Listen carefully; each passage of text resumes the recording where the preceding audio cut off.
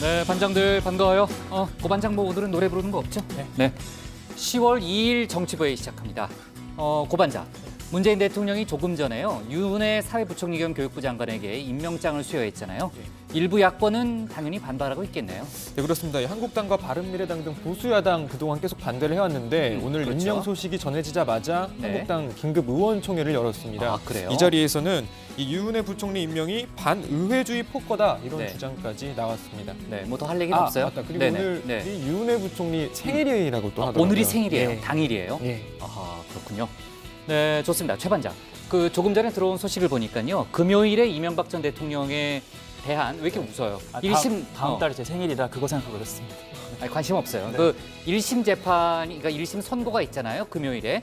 재판부가 TV 생중계를 하기로 결정했다면서요? 네, 당초 이명박 전 대통령 측에서는 부정적인 입장을 밝혔는데요. 이 재판부에서는 공공의 이익을 고려를 했을 때 생중계를 하는 게 공익에 부합한다라고 해서 이 같은 결정을 내렸습니다. 이명박 전 대통령 같은 경우는 재판에 나왔었으니까 꾸준히 나왔었죠. 이번에 그 모습을 볼 수 있겠네요. 네, 그렇죠. 그럴 것 같습니다. 우리 들어가서 얘기 좀 이어갑시다. 갑시다.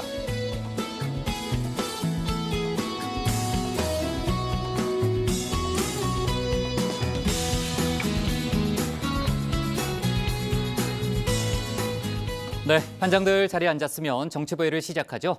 저희가 어제 예고했던 대로 오늘 그러니까 원래 이제 비공개 예산 정보 유출 논란 중심에 서 있는 자유한국당 심재철 의원이 오늘 국회 대정부 질문에 질의자로 직접 나섰습니다. 지금 이제 영상에 나오고 있죠. 심 의원은 자신을 검찰에 고발한 김동연 경제부총리를 상대로 질의를 했잖아요. 아침에 여러 가지 신문들을 보니까 외나무 다리에서 만났다 이런 표현도 많이 썼던데요. 아주 언성을 높이면서요 서로 격한 설전을 벌였습니다. 다른 의원들까지 가세해서 본회의장에 욕설과 고성이 가득했고요. 김동연 부총리는 심재철 의원 측이 불법적인 방법으로 190여 회에 걸쳐서 100만 건 넘는 자료를 다운받았다 이렇게 주장을 했고요. 다른 사안 관련해서도 여러 가지 충돌 지점이 있었습니다. 대정부 질문 관련해서는요 바로 잠시 후에 고반장 발제 때 자세한 상황을 알아볼게요. 어제 최 반장 발제에서 검찰이 양승태 전 대법원장의 서재에 있던 USB 2개를 확보했고 이게 혹시 수사의 수목힌건이 될 수도 있다 이런 얘기를 나눴잖아요. 오늘 이제 추가로 알려진 내용은 그 USB가 양 전 대법원장이 직접 거기에 양 전 대법원장 측이 거기에 있다고 직접 알려준 걸로 확인이 됐습니다. 그 얘기를 듣고 나니까 혹시 USB 안에 별 내용이 없는 일종의 깡통 USB가 아닌가 하는 생각도 좀 드는데 일단 검찰 설명을 들어보니까요. USB 안에 일부 문서가 지워진 흔적을 찾았답니다. 그래서 어떤 문서가 지워졌는지 복구 작업 중인데 일단은 양 전 대법원장이 대법원에 재직하고 있을 때 만들었던 문건으로 추정이 된다는 검찰의 설명이 있었습니다. 조금 더 자세한 얘기는 최 반장 발제 때 알아보고요. 그리고 정부가 지난번에 이제 그린벨트 등을 풀어서요. 수도권에 30만 가구를 공급하기로 했잖아요. 9.13 부동산 대책 이후에 나온 9.21 공급 대책인데 1차 개발 지역 공개만으로 일부 지역 주민 또 지방자치 단체들이 이제 반대하고 나서면서 진통이 커지고 있습니다. 예를 들면은 경기도 광명시라든지 서울 같은 경우는 송파 강동구 측에 일단 반발이 크다는 보도가 잇따르고 있는데 또 3기 신도시 건설에 대한 2기 신도시 측의 불만도 상당히 크다는 얘기가 나오고 있거든요. 관련해서 김현미 국토부 장관이 오늘 대정부 질문에 나왔는데 지자체가 공공택지를 수용하지 않을 경우에는 국토부가 가지고 있는 그린벨트 물량을 활용하겠다라는 입장을 밝혔습니다. 또 정책 발표 전에 지자체와 충분한 협의를 해왔고 또 앞으로도 긴밀한 협의를 해나가겠다는 뜻을 밝혔습니다. 네, 오늘 정치부회의는요. 먼저 고반장 발제를 들어보면서 오늘 국회 대정부 질문 상황 또 유은혜 부총리 임명을 둘러싼 정치권 공방부터 다뤄보고요. 북미 후속 협상 등 외교안보 이슈를 이어서 다루겠습니다. 정부가 가짜뉴스와의 전쟁에 나섰다는 소식과 재판부 사법거래 의혹 수사 속보도 짚어봅니다. 그럼 먼저 고석승 반장의 발제부터 시작하겠습니다.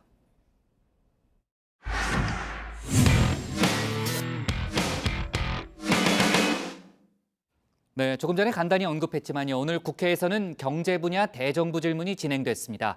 예상대로 고용 악화 논란, 부동산 정책 효과 등을 놓고서 여야 평가가 엇갈렸죠. 그리고 심재철 의원의 청와대 예산 사용 내역 공개 논란을 두고 특히 공방이 치열했습니다. 오늘 고반장 발제에서는 국회 상황을 자세하게 짚어보겠습니다. 자, 예로부터 싸움 구경만큼 재밌는 게 없다 뭐 이런 이야기 있지만 자, 싸움 소식 매일같이 전해드리려니 저도 참 민망합니다. 그냥 싸움도 아니고 국가 주요 정책을 만들고 논의하는 이 민의의 전당 국회에서의 충돌이라 더욱 그렇습니다. 자, 그래도 안 다룰 수 없겠죠. 오늘 국회 대정부 질문 경제 분야였습니다. 당초 예상대로라면 소득주도 성장 논란, 또 부동산 정책 효과 여부 등을 놓고 여야 간 치열한 공방만으로도 이 시간이 부족했을 텐데 오늘 대정부 질문에선 심재철 의원의 청와대 예산 사용 내역 공개가 핵심 이슈로 떠올랐습니다. 당사자인 심재철 의원 직접 질의자로 나섰습니다. 자, 심재철 의원 이 자리에 서서 이 자료 획득 과정 시연 장면을 이렇게 보여주면서 위법 사항이 전혀 없었다고 주장했습니다. 자, 하지만 답변에 나선 김동연 부총리는 불법이라고 못 박았습니다. 그 의원님께서 지금 그 불법적으로 얻은 정보를 지금 계속해서 말씀을 하고 계신데 그 의원님께서 지금 보신 그 방법은 지금 결과적으로 보니까 그렇게 지금 보여지는 것이죠. 콜럼버스 달걀 같은 겁니다. 그와 같은 루트를 찾아가지고 가시는데 적어도 6번의 경로를 거치셔야 되고 그중에는 분명히 감사관실용이라고 하는 경고가 같이 떠 있습니다. 그럼에도 불구하고 들어가신 거거든요. 그렇기 때문에 결과적으로 발견한 것을 보시고 시연하시는 걸 가지고 그렇게 말씀하시는 것은 적절치 않다고 생각합니다. 자, 심재철 의원 이번엔 부적절한 업무 추진비 사용을 문제 삼았습니다. 11-14번지라는 펍에서 48만 원을 썼습니다. 지침 위반이죠? 분명하게 정확한 답을 드리겠습니다. 심야 사용이나 그다음에 그 주말 사용은 원칙적으로 금지지만 업무와 관련성이 소명이 되면 문제가 없습니다. 그리고 사실을 말씀드리는 겁니다. 그리고 이자카야나 그거는 예산 집행 지침에 있는 내용이죠. 그다음에 펍이나 이자카야라고 하는 상호를 썼다고 하더라도 그 업종이 뭔지를 봐야 됩니다. 예를 들어서 저희 기재부에 소수지만 펍이나 이자카야나 오해를 할 수 있는 상호가 있습니다. 전수조사를 해봤습니다. 업종이 기타 일반 음식점입니다. 자, 좀처럼 흥분하는 모습을 보이지 않았던 김동연 부총리 오늘은 반박을 넘어서 역공을 펼치기도 했습니다. 제가 주말에 썼던 것은 업추비가 아니라 특활비를 썼습니다. 그렇지 않습니다. 업추비도 쓰셨습니다. 의원님 해외 출장에 쓰신 국내에 쓰신 유류비도 같은 기준으로 저희가 의원님이 하신 것에 대해서 의원님이 의정활동 하시면서 쓰신 걸 저희 다 믿고 있습니다. 공개하세요. 마찬가지로 제가 잘못 썼으면 공개하십시오. 행정부부터 봐주시고 감사원에 전수감사조사를 했으니까. 자, 오늘 대정부 질문에서 거론된 다른 내용들은 들어가서 좀 더 자세히 전해드리겠습니다. 자, 그리고 심재철 의원과 함께 전국의 중심 인물로 떠오른 사람 바로 유은혜 후보자, 아니 오늘 후보자 골표를 떼고 사회부총리 겸 교육부 장관으로 임명됐습니다. 유은혜 장관은 인사청문회에 성실히 임했고 사과할 것은 사과하고 해명할 것은 해명하는 등 충분히 소명했다고 판단됩니다. 교육제도 혁신과 수능 등 산적한 교육 현안 관리를 위해 임명을 더는 미룰 수 없습니다. 법 절차에 따라 대통령이 오늘 임명하게 됐습니다. 자, 유은혜 부총리의 임명이 기정사실화됐던 오늘 오전 각 당 입장 첨예하게 엇갈렸습니다. 인사청문회 전부터 표적을 정해놓고 의원 불패를 이번에는 반드시 깨겠다. 이런 자유한국당의 정략적 목표에 의해서 현재까지 임명이 이루어지지 않고 있습니다. 이제 대통령은 더 이상 이런 상황을 기다리지 말고 바로 임명을 할 수밖에 없다고 생각합니다. 임명을 할 수 없는 결정적인 하자다 이렇게 보기는 좀 어렵지 않나. 그런 점에서 오늘 임명이 처리가 되면은 이것을 수용할 수밖에 없다고 보여지고, 국회가 이미 인사청문회를 통해서 여러 가지 면에서 대단히 부적절하고 부적합한 인사라고 판명을 내고 있음에도 불구하고 어떻게 눈 하나 깜짝하지 않고 인사를 밀어붙일 수가 있는지 정권이 국민과 국가도 무시한 채 오만과 독선이 도를 넘고 있다는 사실을 엄중히 지적하지 않을 수 없습니다. 우리 미래 세대의 교육은 또다시 1년짜리 교육부 장관의 손에서 미래에 대한 준비 없이 준비되게 되었습니다. 야당이 아니라고 하는 데는 그 이유가 있습니다. 자, 이렇게 보신 것처럼 한국당과 바른미래당은 유은혜 부총리 임명을 강하게 반대했습니다. 오늘 임명 소식 전해지자마자 한국당 긴급 의원총회를 소집했습니다. 존경하고 사랑하는 국민 여러분, 더 이상 문재인 정권의 독단에 우리 아이들의 미래를 맡겨둘 수 없습니다. 비록 문재인 대통령은 독단과 아집에 의해서 대통령 임명을 강요했지만은 유은혜 후보 자신은 자신의 역량과 도덕적 문제를 본인이 깊게 깨닫고 적극 장관직에서 사퇴할 것을 촉구합니다. 자, 당장 내일 모레죠. 4일로 예정된 이 교육, 문화, 사회 분야 대정부 질문부터 과연 정상적으로 이뤄질 수 있을지 걱정입니다. 심재철 의원 논란에 유은혜 장관 임명 갈등까지 국정감사와 예산안 심사 그리고 남북 국회회담 등 굵직한 일정들을 앞두고 전국이 한 치 앞도 예측할 수 없는 상황이 돼버렸습니다. 자, 오늘 발제 이렇게 정리합니다. 전국 시계제로 국회 파행 초읽기 들어가나. 네, 정말 국회 상황이요. 말 그대로 살얼음판이에요. 하루하루 긴박한 분위기고요.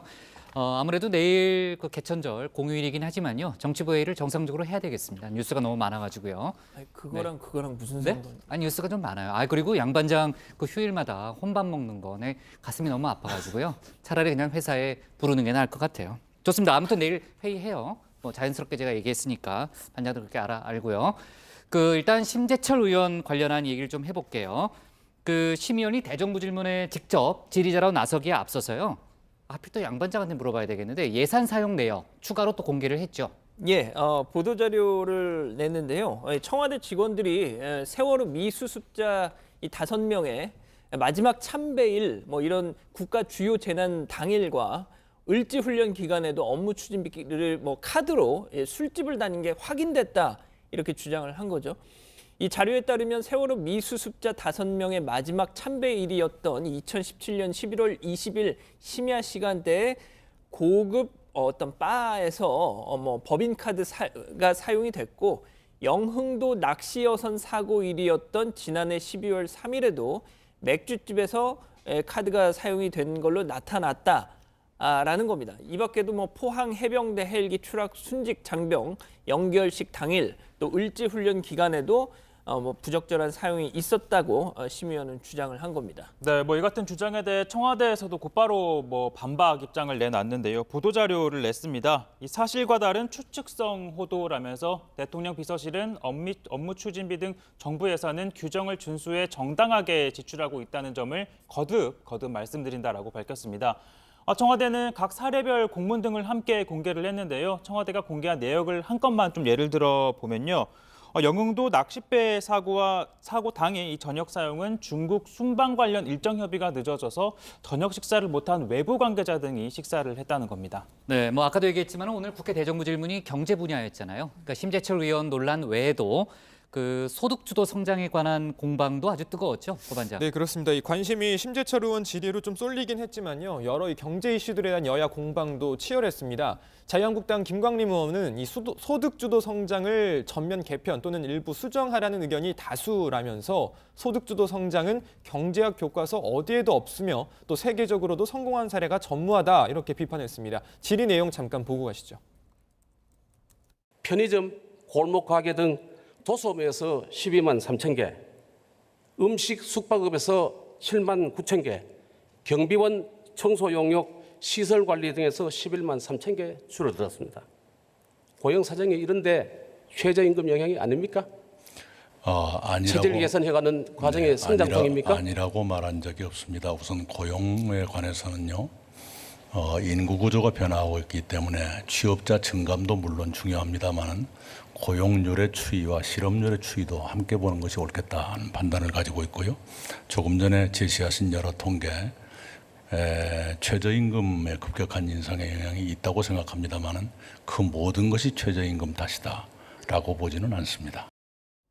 네, 여당인 민주당은 정부가 소득주도 성장을 실시할 수밖에 없다는 점을 집중적으로 강조하면서 앞으로도 지속적으로 추진해야 한다고 주장했습니다. 민병도 의원은 임금주도 성장은 국제기구에서 제안을 하고 각국에서 이미 실험을 추진하고 있는 것이라면서 해외의 성공 사례를 열거하기도 했습니다. 한번 들어보시죠. 임금 주도 성장은 우리나라만 시도하고 있는 실험은 아니죠. 국제기구에서 제안하고 각국에서 이미 그 실험을 갖다가 추진하고 있는 것이죠. 네, 그렇습니다. 중국 같은 경우는 2011년에 임금 주도 성장을 표방하고 여기 표에서 보시는 것처럼 2011년에는 22%, 2012년에는 20%, 매년 거의 20%에 가까운 임금 주도 성장을 실시한 바가 있습니다. 알고 계시죠? 네, 중국의 이런 성장 전략, 특히 그 소강 사회로 표방되는 것이 바로 소득 주도 성장의 중국 버전이다. 이런 글을 읽은 적이 있습니다. 네, 대정부 질문이 지금 거의 끝나가는 그 상황이라고 하는데 오늘 못한 얘기는 내일 개천절 때 다시 한번 해보는 걸로 하고요. 자, 주제를 좀 바꿔서요. 바른미래당 또 민주평화당 얘기를 좀 해볼게요. 지금 두 당 모두 고민이 깊다 이런 얘기가 정치권에 좀 많이 좀 파다한데 그 뭐 지지율이 좀 오르지 않고 좀 존재감도 뭐 생각만큼 좀 많이 뭐 좀 영향이 없는 거 아니냐 이런 얘기가 있는 거죠. 예, 뭐 말씀하신 것처럼 정당 지지율 한번 짚어보겠습니다. 뭐 최근에 리얼미터 조사인데요. 자, 보시는 것처럼 바른미래당 5.7%, 민주평화당 3.3%입니다. 자, 이 두 당보다 의석수가 적은 정의당보다 훨씬 지지율이 낮습니다. 두 당 모두 한 자릿수 지지율인데 여기에 뭐 또 각종 이슈에 있어서도 좀처럼 존재감을 찾지 못하고 있다라는 평가가 있죠. 그렇다 보니 뭐 두 당 모두 고심이 이만저만 아닌데 특히 오늘 취임 한 달째를 맞은 손학규 바른미래당 대표 기자간담회 했습니다. 역시 같은 고민을 내비쳤습니다. 한번 보시죠. 뭐 우리가 지금 어려운 것이 사실입니다. 당세가 약하고 또 원심력이 움직인다 이런 얘기도 있을 정도로 당이 아직 불안한 것이 사실입니다. 저는 그것을 솔직하게 인정을 합니다. 그것을 모아보겠다고 그것을 새롭게 바른미래당으로 단단하게 뿌리를 내리겠다고 하는 것이 저와 우리 당의 국회의원 당직자들의 목표인 만큼 그런 어려움은 다 생각을 하고 있습니다. 그러나 우리가 중심을 잡고 확실히 나가가면은 그러면은 바른미래당의 정치개혁의 중심적인 역할이 있을 것으로 생각합니다. 네, 손 대표는 최근 이 당내 활동을 자제하고 있는 유승민 전 대표와 관련해서도 입장을 내놨는데요. 손 대표, 이 안철수 전 의원이 뭐 지방선거 후 독일에 간 만큼 유승민 의원도 활발하게 움직이면 불필요한 오해를 살 수 있다는 판단으로 나서지 않는 게 아닌가 싶다라면서 뭐 앞으로 여건과 상황이 전개가 되면 적극적으로 참여할 수 있을 거라 생각한다라고 했습니다. 네, 지금 이제 최 반장이 유승민 전 대표 얘기를 했지만요. 유승민 의원도 그렇고 최근 자유한국당 의원들과의 행보가 잦았던 이현주 의원 같은 경우도 탈당 가능성이 정치권에서 좀 나온 바가 있잖아요. 이렇게 지금 바른미래당 상황을 저희가 좀 짚어봤지만 그 민주평화당 역시 지금 탈당설 때문에 상당히 고민이 깊다면서요? 네, 민주평화당 이제 새 지도부를 선출한 지 한 2달 남짓 됐는데요. 소속 의원의 탈당설, 민주당 통합설, 심지어 바른미래당 호남계열과의 재결합설 등이 거론되는 상황입니다. 당력을 집중해서 밀었던 선거제도 개편마저 논의 진척이 좀 지지부진해져서 당내 분열 움직임이 가속화되는 것 아니냐는 분석이 나오고 있습니다. 네, 최근에는 구체적으로요. 김경진, 이용주 의원 등 일부 호남 초선 의원들의 탈당이 임박했다. 뭐 이런 이야기까지 흘러나오기도 했는데요. 당내 중진인 박지원 의원 최근 라디오 인터뷰에서 탈당은 당분간 없을 것이다. 이렇게 못 박았습니다. 잠깐 들어보시죠. 제가 어떤 경우에도 또 분열해서는 안 된다. 그렇기 때문에 당내에서 남아서 노선 투쟁 같은 것은 좋지만은 탈당은 하지 말자. 그리고 어떠한 정계 개편의 기회가 온다고 하면은 함께 당에서 노력해보자. 그렇게 해서 그 탈당은 하지 않기로 저하고 합의를 했고, 저도 지도부에 그러한 얘기를 보고해줬습니다. 네, 국회 대정부 질문 또 유은혜 부총리 임명 등을 둘러싼 여러 가지 공방을 좀 따져봤는데 아까 이제 고 반장도 그런 얘기를 했잖아요. 4일 대정부 질문에 지금 이제 후폭풍이 영향을 줄 수도 있고 또 나아가서는 국감 일정에도 또 영향을 줄 수 있잖아요. 저희가 이제 여야 각 당 상황을 잘 체크를 해봐야 될 것 같고요. 자, 오늘 기사 제목은 이렇게 잡겠습니다.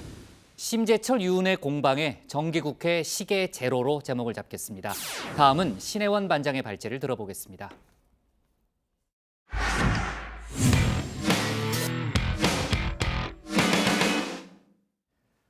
폼페이오 미 국무장관의 방북을 앞두고 북미 간 장외 신경전이 치열합니다.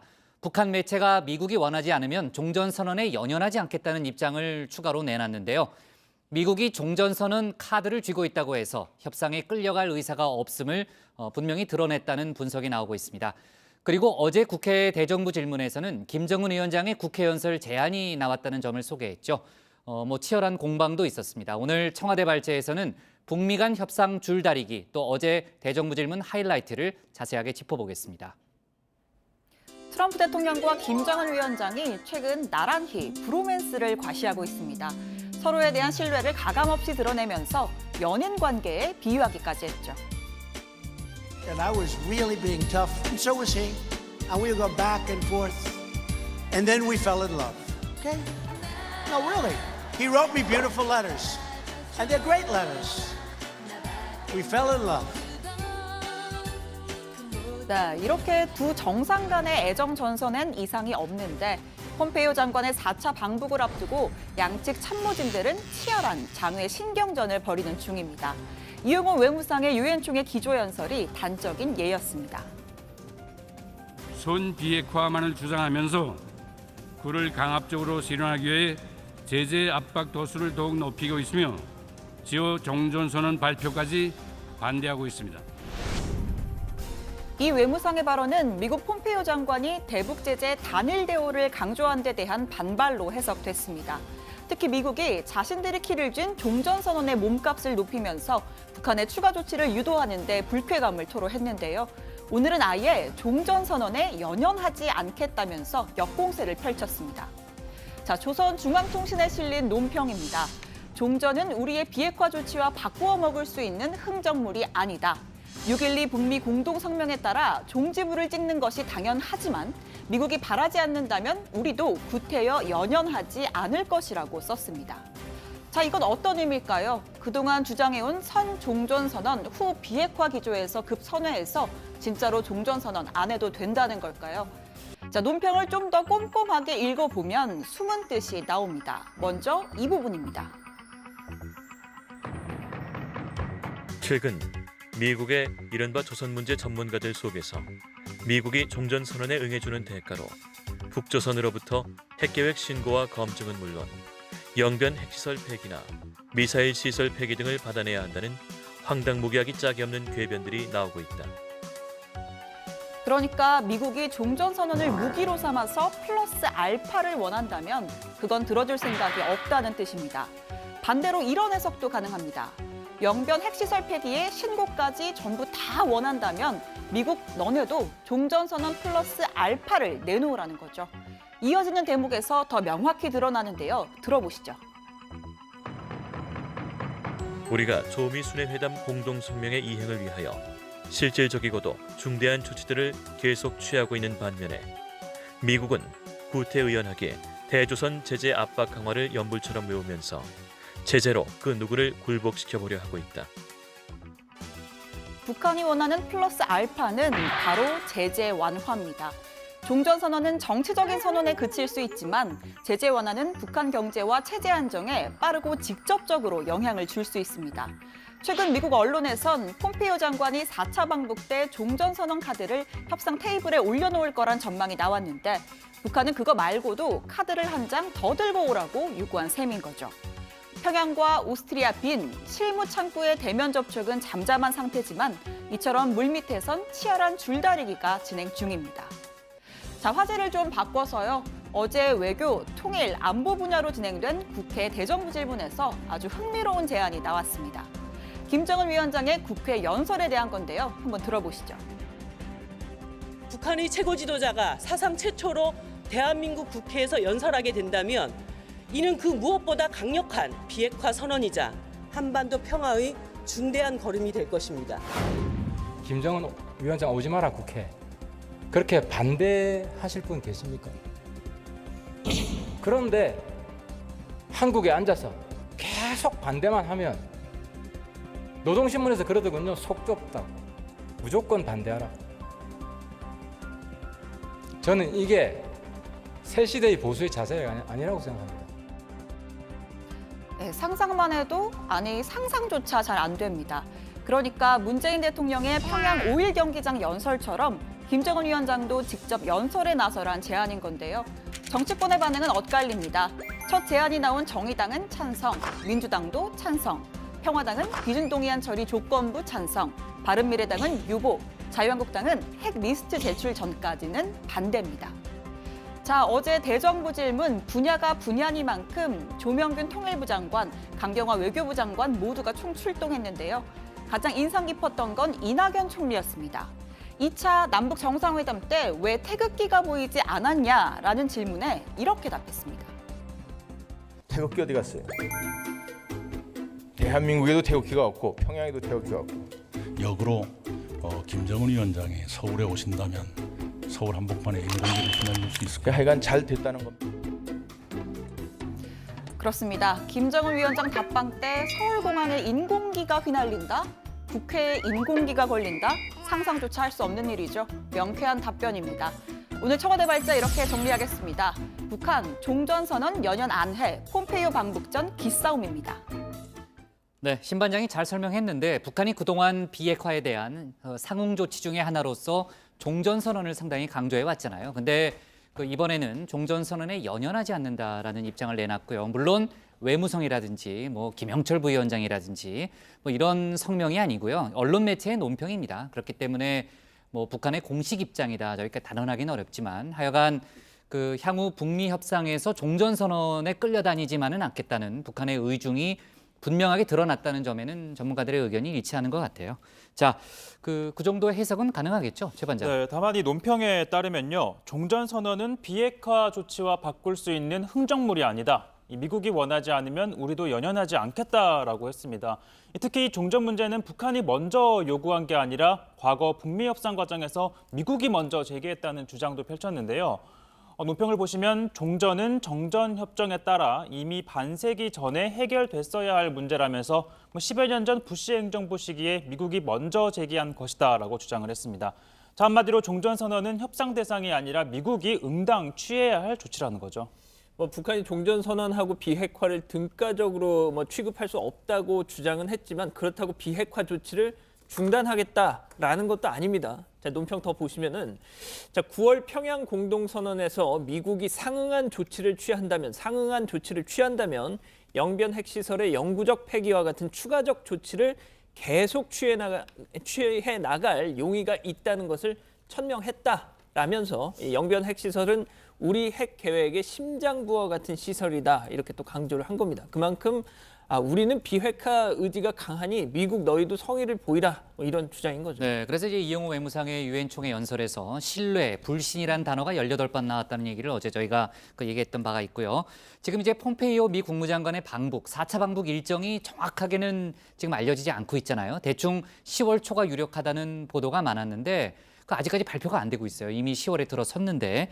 그래서 북미 양측이 기싸움을 벌이고 있는 거 아니냐라는 그런 분석이 좀 많이 나오고 있고 북한이 제시한, 그러니까 종전선언만으로는 만족할 수 없다는 건 분명하게 의중을 드러낸 거고 북한이 원하는 플러스 알파는 아무래도 대북 제재 완화라고 봐야 되는 거죠. 그렇습니다. 미국이 구태의연하게 제재 강화를 연불처럼 외면서 우리를 굴복시키려 한다라는 표현까지 썼는데요. 이러한 표현은 지난 유엔 총회 연설에서도 명확하게 드러났습니다. 당시 이용호 외무상은 북한이 핵실험을 중단한 지 1년이 지난 지금도 제재가 완화되기는커녕 토시 하나 변하지 않았다라고 주장했습니다. 제재로 우리를 굴복시킬 수 있다고 생각하는 것은 우리에 대해 모르는 사람들의 망상에 불과하지만 제재가 우리의 불신을 증폭시키고 있는 것이 문제입니다. 조미 공동성명의 리행이 교착에 직면한 원인은 미국이 신뢰 조성에 치명적인 강권의 방법에만 매어 달리고 있기 때문입니다. 네, 당시에 문재인 대통령도 초기 기조연설을 통해서 국제사회에 과감한 조치를 당부했었습니다. 제재 완화를 직접적으로 거론하진 않았지만 김정은 위원장의 비핵화 결단이 옳은 판단이었다는 걸 국제사회가 확인해줘야 한다고 했는데요. 이어서 들어보시죠. 앞으로 비핵화를 위한 과감한 조치들이 관련국 사이에서 실행되고 종전선언으로 이어질 것을 기대합니다. 한국은 유엔이 채택한 결의들을 지키면서 북한이 국제사회의 일원으로 함께할 수 있도록 성심을 다할 것입니다. 네, 유엔 총회를 계기로 이 폼페이오 장관과 이 외무상이 만난 것 외에 아직까지 북미 간의 가시적인 움직임은 없는 상황입니다. 아마도 이 남북 14 공동선언 기념 행사가 끝난 뒤인 다음 주 초부터 본격적인 협상이 재개될 것으로 예상이 되는데 스티브 비건 이 대북 정책 대표가 나선 오스트리아 빈 채널도 있기는 하지만 역시 중요한 결정은 이 폼페이오 장관 방북 때 이뤄질 거란 관측이 많습니다. 이번에도 pom페이오 장관이 직접 김정은 위원장을 만나서 종전선언과 이 제재 완화 또 핵리스트 신고 문제 등을 놓고 담판을 지을 수 있을지 주목됩니다. 네, 그러니까 조금 전에 이제 고 반장이 14 공동선언 기념행사 얘기를 했으니까 그 얘기를 조금만 더 이어가면은 그 방북단 규모 어제 저희가 뭐 속보로는 간단히 얘기했지만은 한 150명 정도 되는 거죠? 네, 일단 평양에서 모레부터 2박 3일 동안 행사가 열리는데요. 이 민주당 이해찬 대표와 조명균 통일부 장관 등을 공동 대표 단장으로 하는 방북단 150여 명이 참석을 합니다. 당국 방북단은 정부 대표 4명, 국회 정당 대표 20명, 그리고 지자체 대표 6명 등 30명이고요. 민간 방북단에는 노무현 재단, 민화협, 종교계 양대 노총, 그리고 시민사회단체 관계자, 대학생 등이 참여를 합니다. 문화예술계 인사로는 명계남 씨, 그리고 조관우, 안치환, 김미화 씨 등이 참여를 하고요. 참고로 노무현 전 대통령의 아들 노건호 씨가 방북을 하고 부인인 그 권양숙 여사는 방북하지 않습니다.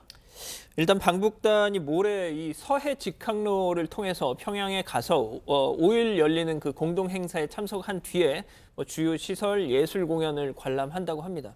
이 통일부에 따르면 아마 이 과정에서 당국 간의 이 별도 협의가 이루어질 걸로 보이는데요. 정치, 경제, 사회, 문화, 예술 전 분야에 걸쳐서 지금 방북단이 꾸려진 만큼 평양 공동선언 이행 방안, 후속 회담 일정이 포괄적으로 논의될 걸로 예상이 됩니다. 자, 그런데 한편 정부는 이번 행사에 들어가는 비용, 이 전액을 남북협력기금에서 충당을 하고요. 체류 비용 같은 경우는 북측에 실비로 지급한다고 하네요. 조명균 통일부 장관이 직접 간다면요. 얼마 전에 남북 정상회담도 있었고 사실상 고위급 회담이 후속 회담 성격으로 열리는 이제 그런 분위기라고 볼 수도 있겠네요. 그렇죠?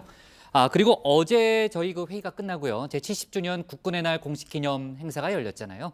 그러니까 올해는 과거와 달리 축제 분위기로 치러질 거라는 얘기는 어제 신 반장이 했는데 신 반장의 감상평은 어떻습니까?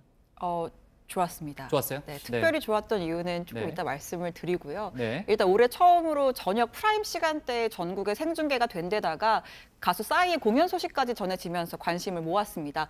일각에서는 5년마다 하는 시가지 군사 퍼레이드도 생략을 하고 전체적인 규모도 좀 줄여서 북한을 너무 의식한 거 아니냐, 의도적으로 축소하는 것 아니냐라는 비판이 있기도 했습니다. 이에 대해서 문 대통령은 평화기조 때문으로 설명을 할 수도 있지만 병사들의 관점에서도 해석해야 한다는 입장을 밝혔는데요. 과거 국군의 날 행사를 하자면 병사들이 4월 봄부터 준비를 해야 하고 특히 여름철이면 훨씬 더 힘이 많이 든다라면서 그 고충을 생각해야 된다. 국군의 날은 병사가 주인이 되어야 하는 날이다라고 이야기를 했습니다. 오늘 참모진들과의 그 티타임에서 나온 얘기죠. 네, 지금 이제 네, 신 반장이 한 얘기가 그 예전에 이제 특전사들이 여의도 광장에서 낙하산 점프를 하는 사례를 들어서요. 그 사실 이제 몇 달 전부터 그걸 보여주려면은 호된 훈련을 해야 되잖아요. 네, 그 문제도 있었다 이런 얘기도 있었죠. 네, 실제로 어제 기념식을 보면요, 정말 아주 신나는 축제 분위기 속에서 진행이 됐습니다. 특히 가수 싸이 씨의 공연에서 아주 절정에 달했는데요. 히트곡인 예술이야, 챔피언, 강남스타일을 메들리로 선보였습니다. 참고로 가수 싸이는 출연료 없이 공연에 섰다고 합니다. 부르진 마요, 고 반장. 부르고 싶었는데. 부르지 마요. 네, 참겠습니다. 깜짝 놀랐어요. 지금. 예, 잘 끊으셨습니다. 네. 근데 다들 아시겠지만 싸이 씨가 군대 2번 갔다 왔잖아요. 솔직히 한 번은 또 그렇게 불민스러운 일도 있었고 그래서 아무튼 그런데 무료 공연까지 했다고 해서 진짜 대인배다 그런 좋은 평가도 또 나오더라고요. 그렇죠. 사실 싸이 출연료가 사실 또 굉장히 또 대단하죠. 많기 때문에 네, 네, 네. 아무튼 이 싸이는 그 어떤 무대보다 떨리고 감개무량하다면서 같은 장소에서 10년 전에 건군 60주년 음악회 때 일병으로 공연을 했는데 10년 만에 다시 왔다. 10년 뒤 건군 80주년에도 다시 찾아뵙겠다 이렇게 소감을 밝히기도 했습니다. 네, 지금 제가 그 어제 인상 깊었던 거 말씀드리려고 하는데 그 미래전투 수행체계 시연이 좀 인상이 깊더라고요. 뭐요? 미래전투 수행체계요? 네, 그 워리어 플랫폼이라는 장비를 착용하고 막 그 오토바이, 바이크를 타고 막 나타나가지고 하고 또 막 레페를 이용해서 긴급 하강 작전을 연출하기도 하더라고요. 저렇게 그리고 뭐 폭발물 제거 로봇, 드론 뭐 못 들어본 신기한 것들도 많았습니다. 네, 제가 봤을 때는 우리 신혜원 반장이 인상 깊었던 이유는 따로 있습니다. 또 뭐 이상한 얘기 하려는 거 아니, 아니에요? 제가 뭐예요? 분석을 네. 해보니까 네. 바로 그 P2M, 2PM 죄송합니다. 네. 2PM, 이거 P2M 아니죠? 네. 방송 사고인데요, 이거. 2PM 출신 와. 배우죠. 이런 옥태견 대국민 사과 한번 해야 아, 이거 팬클럽에 빨리 연락해요. 안 하던 관련 좋아하는데요. 네.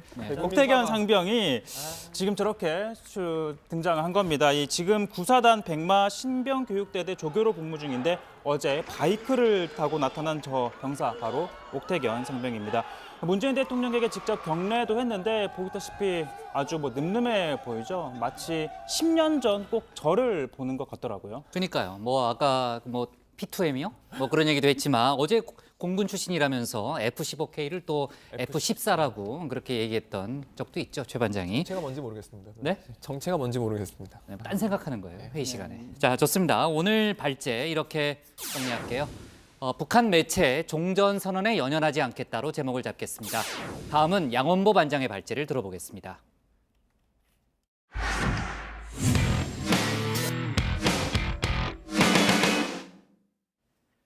요즘 가짜뉴스에 대한 사회적 경각심이 높아지고 있죠. 정부도 고강도 대응에 나설 방침인 것 같습니다. 이낙연 국무총리가 오늘 국무회의를 주재한 자리에서 가짜뉴스에 대해서 사회 통합을 흔들고 국론을 분열시키는 민주주의 교란범이라고 비판했습니다. 그러면서 검찰과 경찰의 공동 대응을 할 것을 주문했는데요.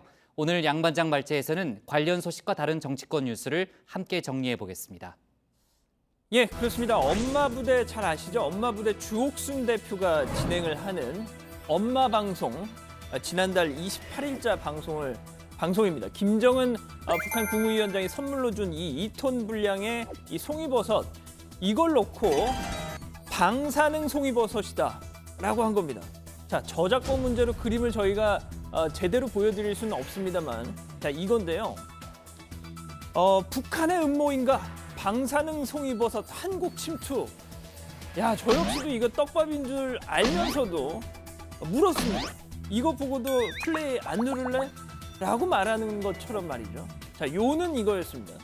자, 북한에서 준 송이버섯은 뭐 당연히 칠보산 송이버섯일 텐데, 칠보산은 함경북도 명천군에 있고 핵실험장이 있는 이 풍계리는 함경북도 길주군, 그러니까 바로 명천군 옆에 있으니 이건 필시 방사능 송이버섯이다 라는 거죠. 자, 청와대가 송이버섯 인수 사실을 공개하면서 이거는 검역, 검사 다 거친 뒤에 이산 가족들한테 보내준다라고 분명 얘기했지만 주 대표한테는 그건 중요한 얘기가 아니었습니다. 자, 주 대표의 엄마 방송 유튜브 구독자 수가 7만 7천 명인데요. 자, 89만의 조회수를 기록했던, 진짜 공전의 히트를 기록했던, 지금도 많이들 보고 있는 문재인 중병설 경보. 솔직히 저도 이거 봤거든요. 역시 제목에 낚여서 봤습니다. 자, 최근에 KBS 1TV 오늘 밤 김제동에서 주옥순 대표 만나서 아니, 도대체 이런 거 왜 만드느냐 물었습니다. 정말 진솔하게 답변하더군요. 이렇게 말이죠. 문재인 중병설 경보라고 써놨어. 경보는 왜? 중병을 앓는다는 게 아니라 중병일 수도 있지 않나? 확인하라 이 뜻이에요. 경보가 무슨 가짜뉴스예요? 아, 그러고 보니까 말이죠. 앞서 보여드렸던 이 송이버섯도 방사능 송이버섯 한국 침투. 자, 보시면 여기 물음표가 있습니다. 침투면 가짜뉴스인데 침투? 침투한 거 아닐까? 아니야? 아니 말고 이렇다는 거죠. 야, 진짜. 자, 그런데 말이죠. 앞으로 이런 낚시성 가짜뉴스 이거 녹록지 않을 것 같습니다. 오늘 이낙연 국무총리 전쟁 선포했습니다. 민주주의의 적이다 경고한 거죠. 이렇게요. 가짜 뉴스가 창궐합니다. 유튜브, SNS 등 온라인에서 의도적이고 악의적인 가짜 뉴스가 급속히 번지고 있습니다. 가짜 뉴스는 표현의 자유 뒤에 숨은 사회의 공적입니다. 공동체 파괴범입니다. 검찰과 경찰은 유관기관 공동 대응 체계를 구축해서 가짜 뉴스를 신속히 수사하고 불법은 엄정히 처벌하시기 바랍니다. 자, 정부의 대응 앞으로도 계속 지켜보겠습니다. 자, 다음 소식입니다.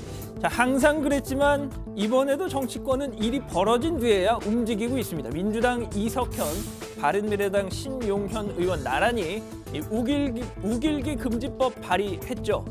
국내에선 우길기 또 그 uk광이 뻗어나가는 모양이 들어간 모든 상징물 사용 금지하자는 겁니다. 자, 안 하는 것보다야 낫기는 나은데 전범기 사용 금지한 이 법 이미 2013년 19대 국회에서 당시 새누리당 손인춘 의원이 발의했던 겁니다. 자, 19대 국회 임기 끝나면서 자동 폐기된 거죠.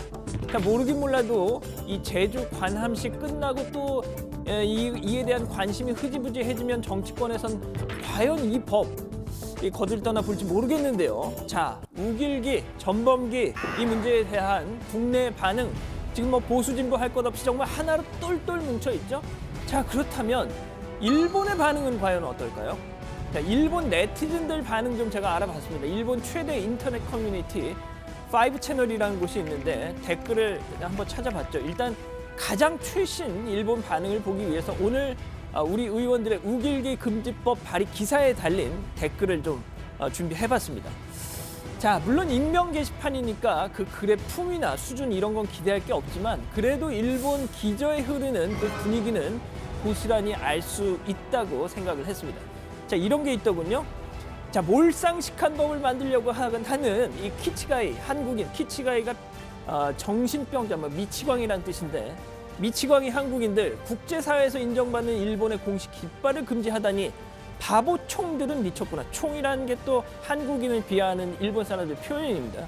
자, 뭐 이렇게 감정적으로 반응하는 게 있는가 하면 왜 우길기뿐 아니라 일본 제품 일본인 입국 금지 법안도 만들지 그래? 라는 조롱성 글. 자, 이번에 우길기까지 양보하면 한국 애들은 분명 일장기 갖고도 다음에 트집 잡는다. 뭐 이런 나름 전망을 담은 글도 있었습니다. 뭐 이런 거 보시면 정말 우리로선 피가 거꾸로 솟을 수밖에 없죠. 일본의 역사 교육 정말 엉망진창이구나. 실제로 제가 댓글을 쭉 읽어봤더니 우길기가 어떻게 하켄크로이츠하고 나치의 하켄크로이츠랑 동급이냐. 뭐 이런 식입니다, 전부. 자, 과거 자신들의 제국주의 수탈 역사를 전혀 이해하지 못하는 거죠. 도대체 어디서부터 잘못된 걸까요? 자, 일본 이렇게 역사 교육은 엉망진창이지만 기초과학 연구는 반대로 또 뛰어났던 것 같습니다. 어제 발표된 이 노벨 생리의학상 수상자 혼조 다스쿠 교토대 특별 교수가 선정이 됐죠. 일본은 벌써 26번째 노벨상 수상자인데 어제 막 호해까지 뿌리면서 정말 일본이 난리가 났더라고요. 자, 역사 교육을 과학 교육에 반만 시켰더라도 자금의 이런 우길기 논란 같은 거 애초에 없었을 텐데 말이죠. 오늘 준비한 소식은 여기까지입니다.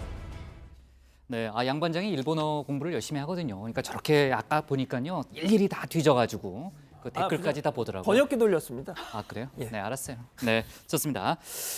최근 이제 일본 아베 총리가요, 3선 연임에 성공했잖아요. 그 연임이 확정되자마자 평화 헌법 개정을 다시 한번 강조를 했고, 아마 그런 여러 가지 그 상황을 고려해 보면은 일본 정부도 자존심 때문에 이 문제에서 순순히 물러나지는 않을 것 같다는 생각이 좀 들고, 그러니까 10일부터 14일 동안 이제 10일부터 14일까지 이제 관함식이 열리고 11일에 이제 해상 사열이 있잖아요. 그때 이제 일본 군함이 전범기를 달고 들어오면은 사실 어제도 저희가 얘기했지만 그걸 막을 현실적인 방법은 없다는 게 이제 전문가들의 지적입니다.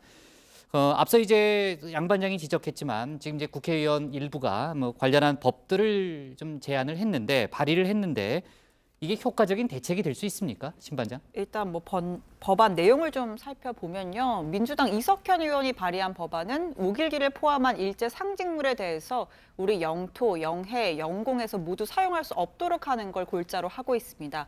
우길기 모양이 들어간 소품을 제작하거나 유포 또는 소지할 경우에 2년 이하의 징역이나 금고 또는 300만 원 이하의 벌금에 처한다는 내용입니다.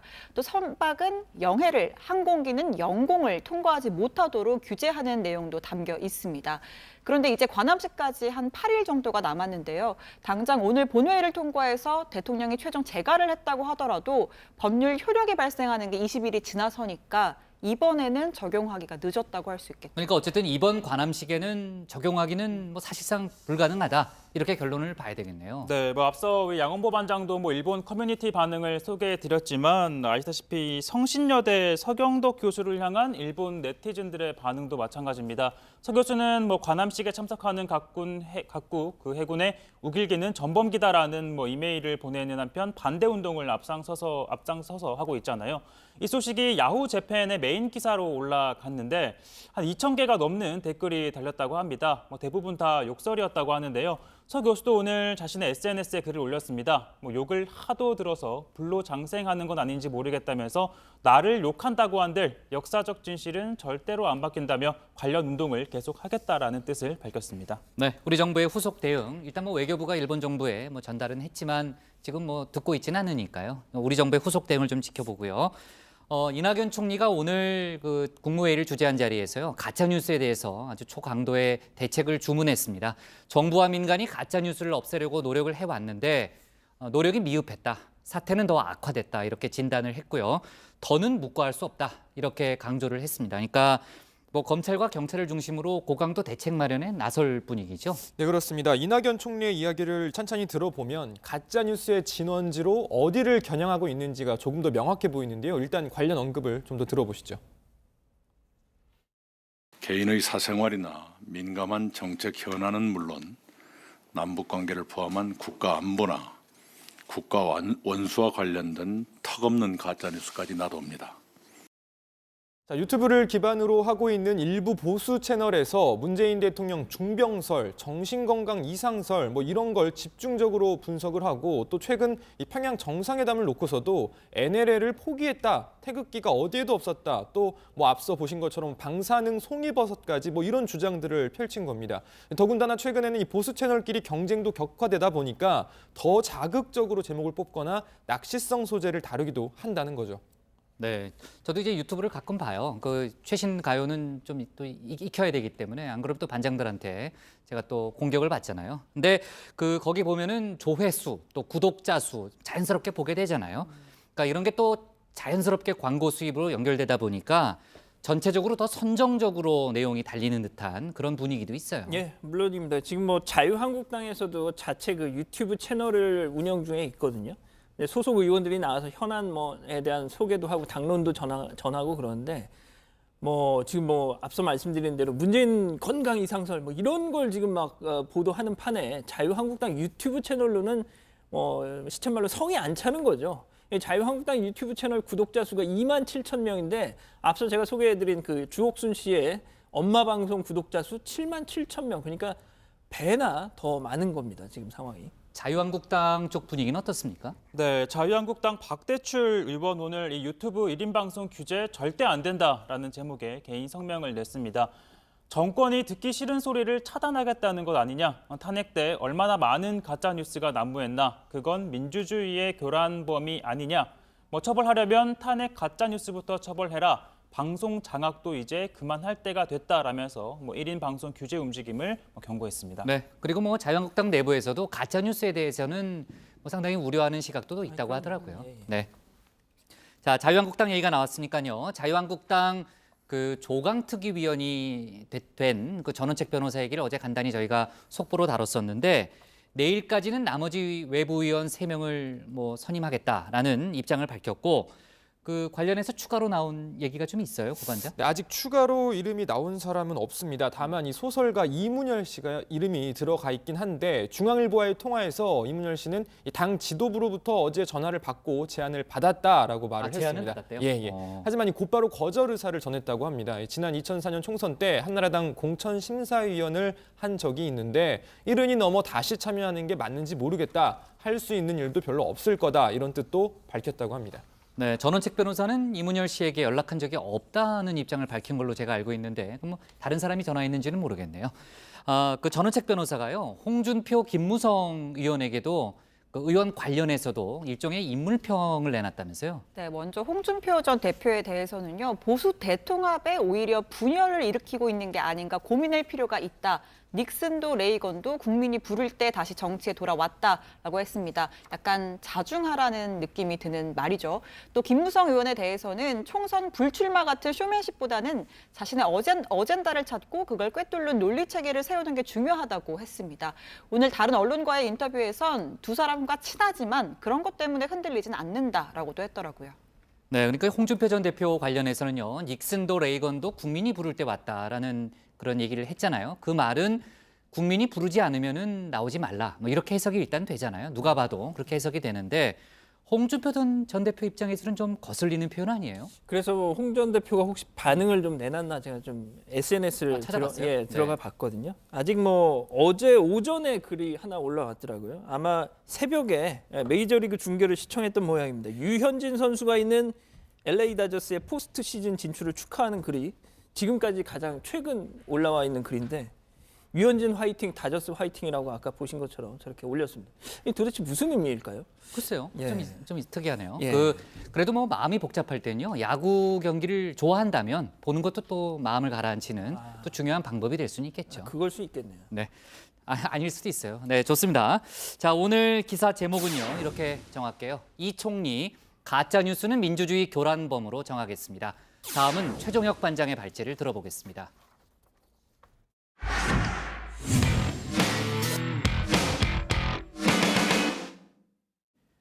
검찰이 양승태 전 대법원장에 대한 압수수색을 통해서 USB 2개를 확보했다는 소식을 어제 저희가 전해드렸죠. 그런데 퇴임 때 갖고 나온 USB가 자기 서재에 있다고 알려준 당사자가 바로 양 전 대법원장 측이라는 사실이 추가로 알려지면서 사실상 자진 제출한 그 진위를 두고 오늘까지 해석이 분분합니다. 더 이상 무리한 강제 수사를 하지 말라는 시그널일까요? 아니면은 뭐 별 내용이 없다는 뭐 그런 내용일지 모르겠는데 오늘 최 반장 발제에서는 사법농단 관련 수사 속보를 자세히 짚어보겠습니다. 네, 법관 인생 42년의 양승태 전 대법원장은 70년 대한민국 사법사의 목격자이자 당사자입니다. 박정희 전 대통령이 유신헌법을 선포한 1972년 사법연수원을 수료한 양 전 대법원장. 대법원이 인혁당 관련자들에게 대한 사형 판결을 확정한 1975년 그의 판사로서 첫 발을 내딛었습니다. 그리고 1986년 제주지법 부장판사 땐 직접 강희철 간첩 조작 사건의 유죄를 선고합니다. 자, 그리고 법원은 양 전 대법원장이 대법관에 취임한 2005년 인혁당 사건을 그리고 2006년엔 강희철 사건에 대해 재심 결정을 내리고 각각 2년 뒤에 모두 무죄 판결을 내립니다. 그러니까 우리 사법 역사의 치욕적인 판결로 꼽히는 사건의 선고와 또 이에 대한 사죄의 중심에 양 전 대법원장이 있었던 겁니다. 양 전 대법원장 스스로도 이를 잘 알고 있었던 것 같습니다. 사법헌정사의 3분의 2에 가까운 기간을 사법부에 몸담아 애환을 같이 해온 산 목격자이기도 한 것 같습니다. 순환과 혼란, 기대와 희망이 물결치던 우리나라의 현대사 안에서 의문과 보람, 좌절과 긍지, 실망과 기대가 교차하는 순간순간을 빠짐없이 겪어왔고 자, 그리고 지금 양 전 대법원장은 재판거래 또 블랙리스트 의혹이라는 대한민국 사법부에 닥친 또 한 차례의 위기 중심에 서 있습니다. 나는 지시하지도 또 보고받은 적도 없다라고 하지만 의혹이 제기될 당시 사법부의 수장이었다는 점에서 의혹이 사실로 확인이 된다면 그 책임으로부터 자유로울 수는 없을 겁니다. 결국 자신을 포함한 법원행정처장을 지낸 전직 대법관들에 대한 검찰의 압수수색이 이어졌고 법원 최고위층에 대한 사법 처리 수순에 들어갔다는 해석이 나오고 있습니다. 자, 이러한 가운데 압수수색을 통해 확보된 양 전 대법원장의 USB를 두고 다소 석연치 않다는 지적이 나오고 있습니다. 해당 USB는 양 전 원장이 퇴직 당시 갖고 나온 곳이고 또 자택 내 서재에 있다는 걸 스스로 진술하면서 검찰이 확보를 한 건데요. 사실상 자진 제출을 한 겁니다. 이를 두고 검찰을 향해 더 이상 내 집에 대해 압수수색 영장을 청구하지 말라는 신호를 보낸 것이란 해석이 나오고 있습니다. 게다가 스스로 낸 USB에 과연 양 전 대법원장에게 불리한 어떤 문건이 있을지도 의문입니다. 압수수색은 차량에 대해서만 가능했기 때문에 검찰이 법원에서 갖고 온 USB가 어디 있어? 라고 물으면 변호인 입장에서는 모르오라고 답하는 게 상식적일 겁니다. 그런데 이날 변호인은 양 전 대법원장과 직접 전화 통화를 한 뒤에 서재에 있다라고 답을 했다고 합니다. USB를 제출한 건 변호인과도 양 전 대법원장이 상당한 논의가 있었던 것으로 볼 수 있는데요. 양 전 대법원장은 사돈인 김승규 전 법무부 장관이 상임 고문을 맡고 있는 법무법인 소속 변호사들을 변호인으로 선임했다고 합니다. 사법시험 동기인 두 사람이 각각 대법원과 법무부 장관이던 2005년 자녀들이 결혼해 사돈을 맺어 화제를 불러 모았죠. 김 전 장관은 검찰 출신으로 노무현 정부에서 법무장관 그리고 국정원장을 지낸 인물입니다. 박근혜 정부 들어 대법원장 후보 물망에 오른 양 전 대법원장이 돌연 미국으로 떠나버리자 이 사돈인 김 전 장관이 직접 전화를 걸어 설득했다는 일화도 유명한데요. 자신은 국정원장 자리를 4번 거절하다 5번째 수락했다며 나라가 부를 때 마음의 문을 열고 받아들이시라라고 조언을 했다고 합니다. 양 전 대법원장도 스스로 당시를 이렇게 회고했습니다.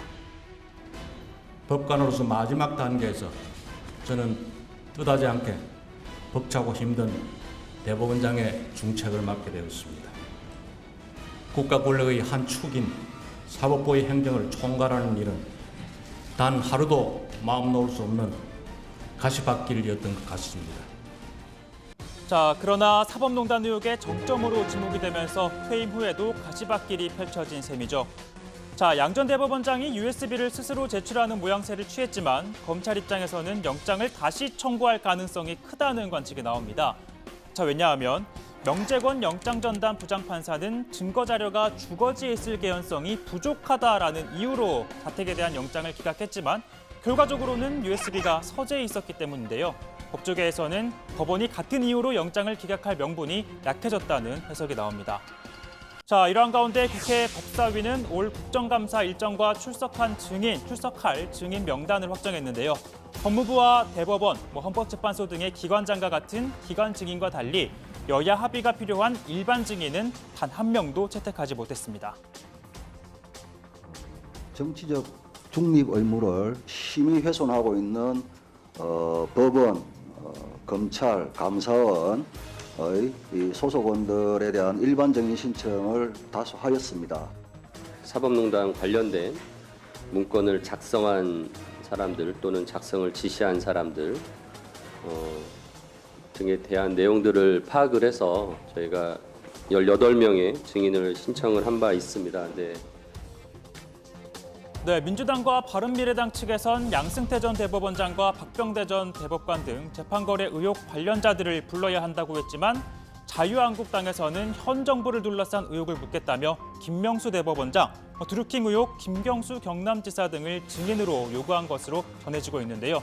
결국 합의에 이르지 못했고 법사위 국감은 5년째 기관 증인만 출석한 채 진행이 될 예정입니다. 자, 오늘 발제 이렇게 정리하겠습니다. 법사위 국정감사 일정 확정, 양승태 등 증인 채택 무산입니다. 네, 자 본격적인 얘기를 이어가기 전에요. 양승태 전 대법원장의 USB 관련한 얘기를 했잖아요.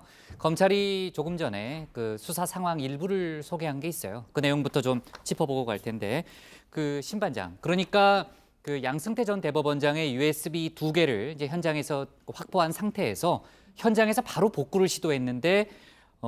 그 안에 이제 문건이 삭제된 그런 흔적을 찾았다는 거잖아요. 네, 검찰에 따르면 검찰이 현장에 임시 장비를 가져가서 복구를 시도했는데 재직 당시 작성된 파일로 보이는 것들 가운데 일부가 지워진 게 확인이 됐고 그래서 압수를 해왔고 현재 복구를 시도 중이라고 합니다.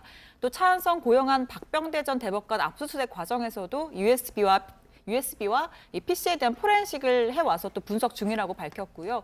그런데 검찰 관계자는 상당 기간 지나서 압수수색이 이루어졌기 때문에 실효성이 크지는 않다라면서 수사에 대한 입장이나 대응 방향과 같은 문건들이 있었다라고 말했습니다. 네, 어제는 이제 양 전 대법원장의 USB를 입수했다고 그래서 저희가 이제 스모킹건을 잡은 거 아니냐 이런 의미 부여를 좀 많이 했었는데 본인이 자진해서 냈다는 거 아니겠습니까? 전체적인 과정이요. 그렇기 때문에 좀 석연치 않다 이런 주장이 많은데 이에 대해서는 검찰은 어떤 입장이에요? 일단 검찰 설명을 들어보면요, 이 압수수색 당시에 이 다른 장소에 보관된 게 있냐 이렇게 물었더니 양 전 원장 측에서 말을 해주더라는 거죠. 압수수색을 진행한 관계자에 따르면 이 양 전 대법원장 측 참여인이 양 전 대법원장과 통화를 한 뒤에 거기 서재 서랍에 USB 2개가 있다라고 이렇게 알려줬다는 겁니다. 그러면서 변호사가 또 진술서를 써줬다라고 밝혔다는 거죠. 그러니까 사실상 자진해서 제출한 증거물로서의 가치가 증거물이기 때문에 이게 좀 가치가 없는 거 아니냐라는 지적이 나오니까 검찰 관계자는 뭐 공개적으로 해석할 건 아니다. 우리가 분석을 좀 해봐야 한다 이렇게 얘기를 했다고 하네요. 네, 그리고 검찰은요, 이 법원이 자택에 대한 영장을 기각을 하고 차량에 대해서만 압수수색 영장을 발부한 데 대해서 상식적이지 않다라고 했습니다. 검찰 관계자, 통상 사무실 주거를 압수수색할 때 부수적인 방식으로 자동차를 넣는데 이 주된 장소가 아닌 차량에 대해서만 영장이 나온 건 처음 봤다라고 했는데요. 그러면서 전례를 찾아볼 수 없고 당황스럽다면서 게다가 또 해당 차량은 재직 기간에 사용한 차량도 아니라며 의문을 제기를 했습니다. 아무튼 일단 압수수색이 진행된 만큼 이제 전직 대법관들에 대한 소환이 이루어지지 않겠냐라는 관측이 나왔는데 검찰 관계자 미리 일정을 말할 수는 없지만 압수수색까지 한 만큼 조사는 필요하다고 보고 있다라고 밝혔습니다. 네. 그리고 아까 이제 최 반장이 마지막으로 이제 법사위 오늘 이제 국정감사 증인 일정을 논의한 법사위 얘기를 했는데 역시 이번에도 기관 증인만 출석하는 걸로 정리가 됐네요. 네, 그렇습니다. 당초 민주당과 바른미래당에서 사법농단 의혹에 연루된 전현직 고위법관들을 증인으로 채택해야 한다 이렇게 요구를 했는데 여야 논의 과정에서 합의에 이르지 못했습니다. 민주당 간사인 송기현 의원은 국감 목적을 달성하기 위해서 노력을 했지만 진행 중인 재판이 있다는 점을 고려했다라고 말을 했습니다. 또 한국당 소속 여상규 법사위원장도 국민의 대표 기관으로서 국회 권위를 어떻게 지켜나갈지 문제와 또 사법의 정치적 중립과 독립 문제들을 어떻게 존중할지가 조금 상충되는 문제 때문인 것 같다라고 말을 했습니다.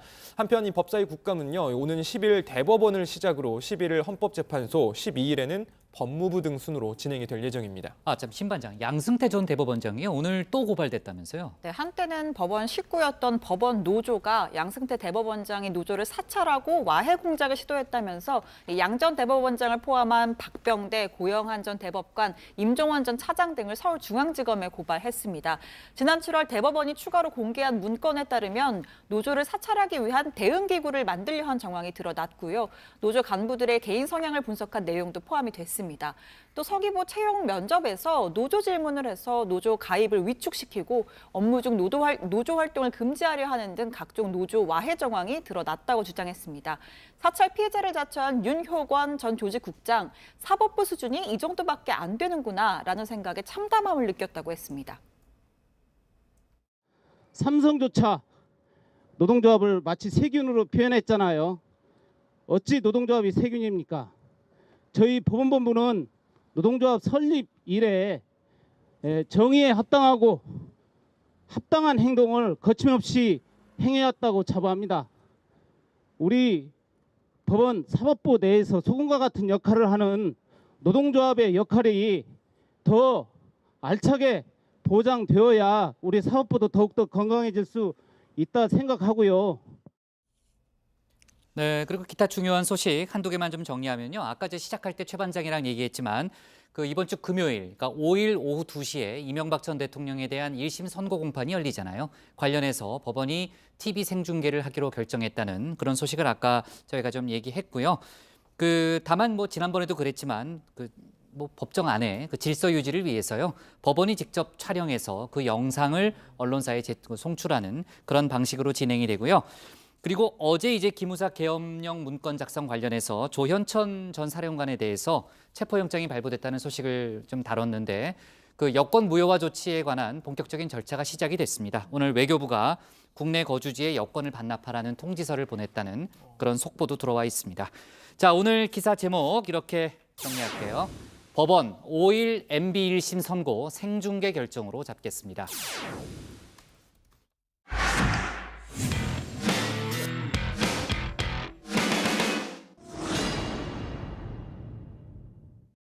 의료진이 수술실 안에서 생일 파티를 한 사진이 공개돼 비난 여론이 쏟아지고 있습니다. 마취 상태로 옷을 벗고 누워있는 30대 여성 환자를 의사와 간호사들이 조롱하고 성희롱한 내용이 고스란히 녹음됐습니다. 관절에 내시경을 넣는 수술을 받던 환자가 뇌사 상태에 빠지는 일이 발생했습니다. 그런데 이를 집도한 사람은 의사가 아니라 의료기기 영업사원이었습니다. 안녕하세요. 톡소원 정치의 강정입니다. 방금 보신 것처럼 그동안 의료사고, 대리수술 사건 참 여러 번 있었습니다. 그때마다 수술실에 CCTV를 설치하자는 주장이 제기됐지만 실현되진 않았습니다.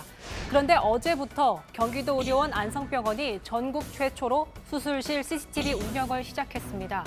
이재명 경기도지사는 수술실 CCTV 운영을 경기도 의료원 전체로 확대하겠다는 방침을 지난달 밝혔는데요. 대책진과 통과해서 CCTV 운영이 의료계의 신뢰를 높이는 데 도움이 될 수 있다고 설명합니다.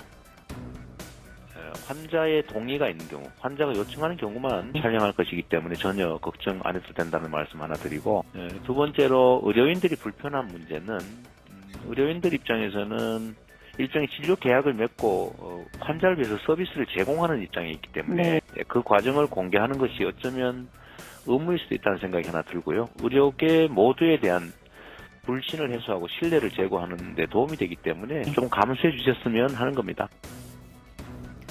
이 지사가 말한 의료계에 대한 불신은 앞서 지적한 대리수술 등의 사건들을 말하는 건데요. 지난달만 해도 대리수술 2건이 적발됐습니다. 울산지방경찰청은 요실금 수술 등 모두 721번의 수술을 간호사와 간호조무사에게 지시한 여성병원 원장 A씨를 의료법 위반 등의 혐의로 검찰에 넘겼습니다. 그리고 부산에선 의료기기 판매 영업사원에게 수술을 집도시켰다가 환자가 뇌사에 빠지는 일까지 벌어졌습니다. 성형외과 전문의인 피의자가 의료기기 납품 영업사원인 피의자와 또 마취 전문 간호사 그리고 간호조무사들에게 대리수술을 지시를 해서 피해자의 견봉 성형술을 대리로 수술을 했고, 이 사건은 마취 회복 과정에서 피해자가 심정지로 인한 뇌사에 이른 사건입니다. 그리고 이 사건 기억하시는 분들 많을 겁니다.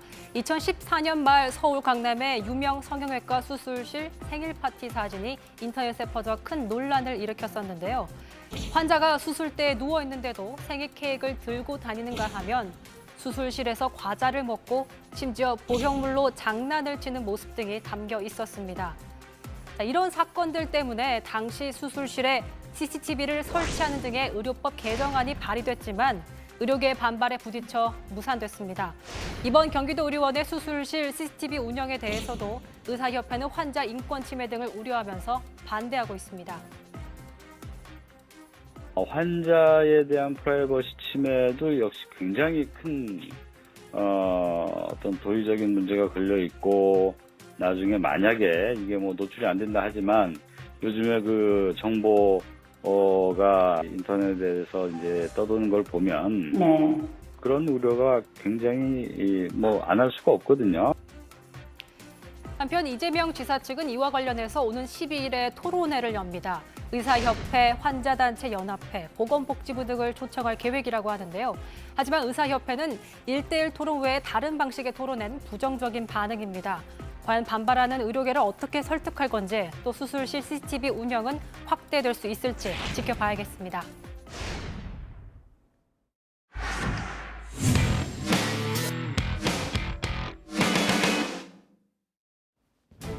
오늘 저희가 고른 한 컷은 70대 경비원 폭행한 10대 술 깬 뒤 기억 안 난다입니다.